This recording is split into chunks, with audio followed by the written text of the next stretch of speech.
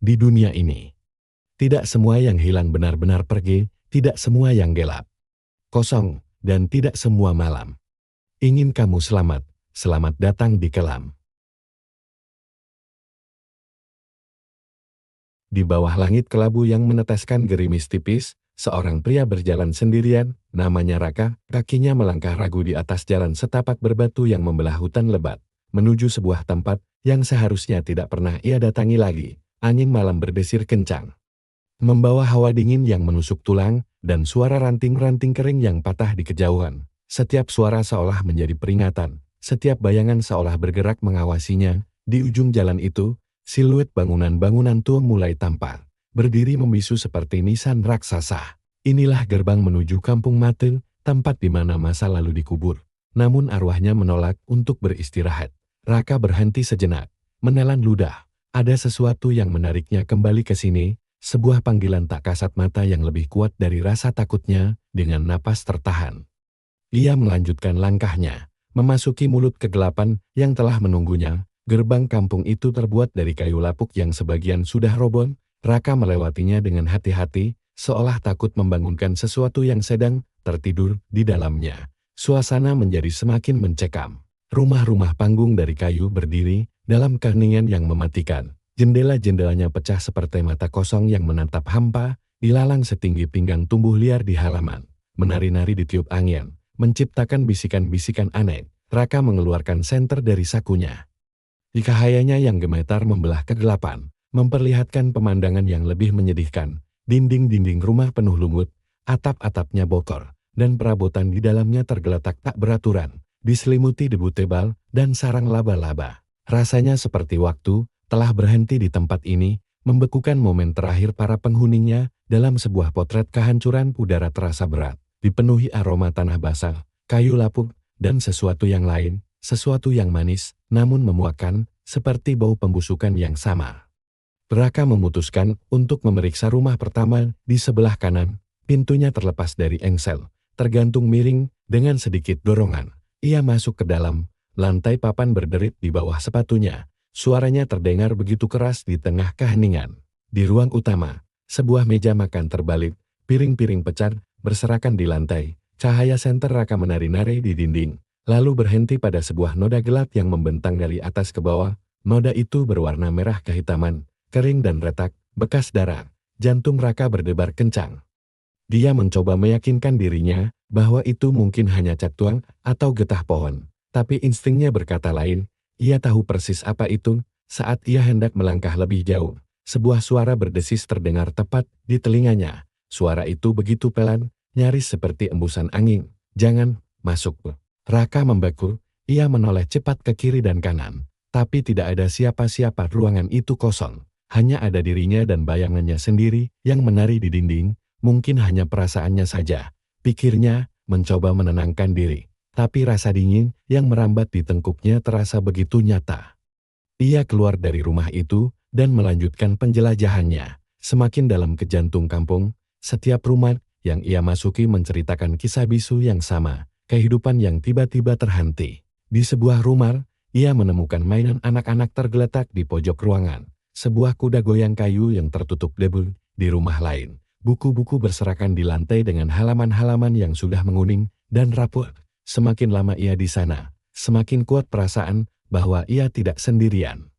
Ia merasa seperti ada ratusan mata yang mengawasinya dari setiap sudut gelap, dari setiap jendela kosong. Terkadang, ia seperti melihat sekilas gerakan di ujung pandangannya, bayangan hitam yang lenyap begitu ia menoleh. Suara bisikan itu kembali terdengar, kali ini lebih jelas, seolah datang dari berbagai arah sekaligus. "Pergi, selagi bisa. Ini bukan tempatmu. Kenapa kamu kembali?" Suara-suara itu saling tumpang tindih, menciptakan paduan suara mengerikan yang menggetarkan jiwanya. Raka mencengkeram senternya lebih erat. Buku-buku jarinya memutil. Rasa takut mulai menggerogotinya. Tetapi rasa penasaran dan tarikan misterius itu masih lebih kuat. Dia harus tahu apa yang terjadi di sini. Puncaknya, ia tiba di sebuah rumah yang tampak paling besar dan paling tua di antara yang lain. Rumah ini berdiri agak terpisah di ujung kampung, di bawah pohon beringin raksasa yang akarnya mencengkeram tanah seperti cakar monster. Aura di sekitar rumah ini terasa jauh lebih berat dan menindas. Meski ragu, sesuatu dalam dirinya mendorongnya untuk masuk. Pintunya yang terbuat dari kayu jati tebal anehnya tidak terkunci. Raka mendorongnya perlahan. Pintu itu terbuka dengan derit panjang yang memilukan. Begitu Raka melangkahkan kakinya melewati ambang pintu, bam! Pintu itu tiba-tiba terbanting menutup dengan keras di belakangnya, seolah didorong oleh kekuatan tak terlihat. Kegelapan total menyelimutinya, jantungnya serasa berhenti berdetak. Dengan tangan gemetar, ia menyalakan kembali senternya yang sempat terjatuh. Cahayanya hanya mampu menerangi area kecil di sekelilingnya. Ruangan itu lebih besar dari yang ia duga, dipenuhi perabotan antik yang tertutup kain putih. Tampak seperti hantu-hantu yang sedang duduk menunggu. Tiba-tiba, dari luar rumah, terdengar suara langkah kaki. Bukan langkah manusia biasa, langkah itu berat dan diseret, seolah seseorang menyeret beban yang sangat berat. Diuji. Semakin lama semakin dekat. Suara itu kemudian diiringi oleh erangan rendah yang panjang dan penuh penderitaan. Suara yang membuat bulu kuduk meremang. Raka mundur perlahan, punggungnya menabrak dinding dingin. Ia mengarahkan senternya ke pintu. Menunggu dengan napas tercekat. Suara langkah itu berhenti tepat di depan pintu. Keheningan yang menyusul terasa lebih menakutkan daripada suara itu sendiri. Raka menahan napas. Telinganya berusaha menangkap suara sekecil apapun. Detik-detik berlalu serasa selamanya. Lalu, dari balik pintu, terdengar suara garukan. Kuku-kuku tajam menggores permukaan kayu, menciptakan suara ngilu yang menyiksa. Cakar itu menggaruk dengan panik. Lalu dengan marah, seolah berusaha mendobrak masuk. Raka panik, ia mencari jalan keluar lain. Tetapi semua jendela di ruangan itu terpalang kayu dari luar. Ia terperangkap. Suara garukan itu berhenti. Hening lagi. Raka menatap pintu dengan ngeri. Keringat dingin membasahi dahinya. Perlahan, kenop pintu itu mulai berputar klik. Pintu terbuka dengan sendirinya, memperlihatkan lorong yang gelap gulita di baliknya. Tidak ada siapa-siapa di sana. Raka bingung, apakah semua itu hanya imajinasinya?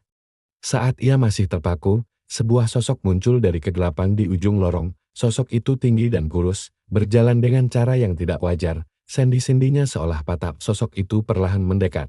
Cahaya senter Raka yang gemetar akhirnya menangkap wajahnya. Wajah itu pucat pasi, dengan kulit yang seolah meregang kencang di tulang pipinya. Tapi yang paling mengerikan adalah matanya. Matanya benar-benar hitam, tanpa putis, tanpa pupil, dua lubang hitam pekat yang seolah menyedot semua cahaya dan harapan. Makhluk itu berhenti beberapa langkah di depannya, memiringkan kepalanya lalu, dengan suara serak yang dalam dan bergema.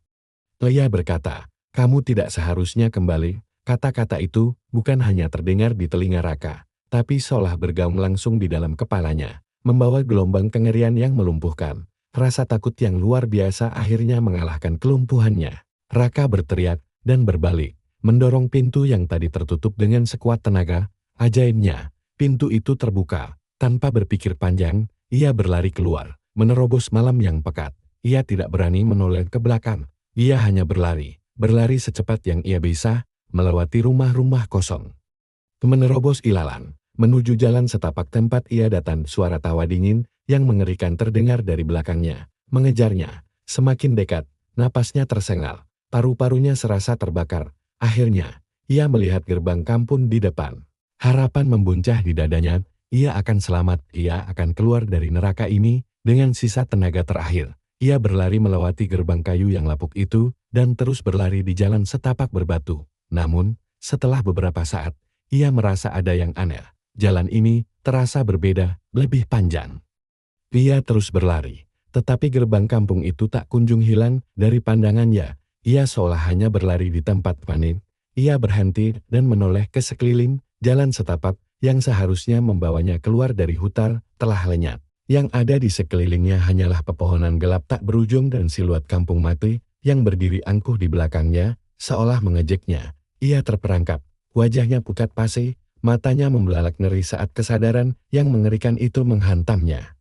Kampung itu tidak pernah membiarkan siapapun pergi, dan kini, ia telah menjadi bagian dari keheningannya selamanya. Terima kasih sudah menonton cerita ini. Jika kalian suka dengan konten horor seperti ini, jangan lupa untuk like, komen, dan subscribe channel ini, agar tidak ketinggalan cerita-cerita menyeramkan berikutnya.